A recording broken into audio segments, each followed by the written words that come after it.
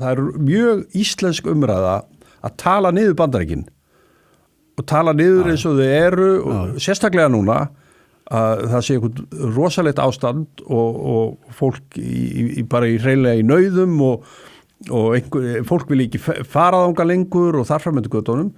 Þetta er ekki svo mynd sem við sjáum þegar við horfum á alþjóðlega fjölmiðla, það er bara þannig. Nei, þar fyrir utan. Þetta er sér íslensk umræða sko, sem verður oft svona... Og tengist kannski svolítið líka við Trump svona sko? Já, auðvitað. Trump er náttúrulega sko bara þegar fjölmiðla með vakna mótana þá bara, að vakna er alltaf við Trump. Hann er bara vekjara klukkan. Sko. Hann er bara vekjara klukkan. Hann ringir á borðinu. En þetta gleymist, það er það sem ég er að reyna að segja, er að það gleymist að horfa á tölurnar eins og þú við erum hér að draga fram og þessi endurnýjunar kraftur og slagkraftur í bandaríska hagkerfinu og ef þeir eru til dæmis að fara að fá vaxtalækkun núna sköpun nýrra starfa er gríðarlega mikil. Fjárfestingin er svo mikil. Fjárfesting er að koma inn til Bandaríkjanna. Orkukostnaðurinn hefur snarlega lækkað.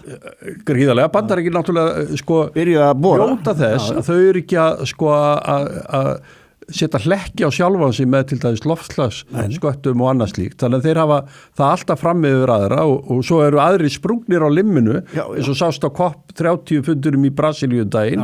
Það sem eina markverða sem gerðist þar er að kviknaði í fundasalunum þegar íslenski ráðherra var að hefja mál sig. Það var svona nokkurn veginn eina markverða sem gerðist á COP30. Að því að nú er þakkagjörðarhátíðin hún var í gærkvöldi og Bandaríkjamenn er að þeir eru að smíra sér samlóku núna, kjúklingasamlókur. Ég sá það að þakkagjörðarhátíð máltíðin, hún lækkar á milli ára í Bandaríkjunum. Ég sá það líka. Já, hún lækkar hann hafði lækkað. Hún lækkar á milli ára í Bandaríkjunum, þakkagjörðarmáltíðin. Heldur að jólamáltíðin hjá okkur muni lækka á milli ára? Þetta er skemmtileg spurning. Ég er hræddur ekki. Nei. En þetta er auðvitað áskorun að sko nú erum við allt í einu með sko bara málin í dauðafæri. Að sko allir taki höndum saman.